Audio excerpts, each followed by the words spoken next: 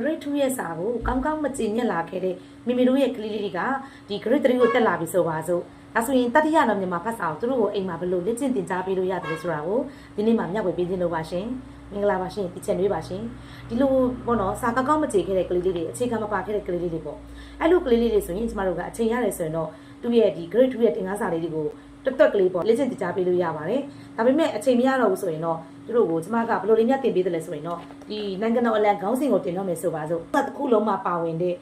သူတို့အတွက်ခက်ခဲနိုင်မဲ့စကလုံးလေးတွေကိုကျမအနေနဲ့စလုံးမောင်းတပ်ပုံလေးတွေကိုရွေးထုတ်ပြီးတော့မှတစ်လုံးကို3ခါစီ5ခါစီလက်ကျင်ကားစာအုပ်ထဲမှာရေးခိုင်းတယ်ထက်ကတက်ကဖတ်ခိုင်းတယ်သူတို့တွေကကျွမ်းကျွမ်းကျင်ကျင်ဖတ်နိုင်ပြီးအလွတ်နီးပါးဒီအလွတ်ရလူနီးပါးဖြစ်လာပြီဆိုတဲ့အခါကျရင်ဒီစာပိုက်ကိုစပြီးတော့မှဒီတင်ကားစာကိုစပြီးတော့မှတင်ကြားပါတယ်အဲ့လိုတင်ကြားပြီးတဲ့အခါကျရင်သူတို့မေးခွန်းလေးတွေပါတယ်ပေါ့မေးခွန်းလေးတွေကိုကြတော့ကျမကတိုက်ရိုက်မချက်ခိုင်းသေးဘူးဒီတင်ကားစာမှာတင်သွားရင်းနဲ့မှအဝါရောင်ရဲ့အဓိပ္ပာယ်ကိုပြောခိုင်းမယ်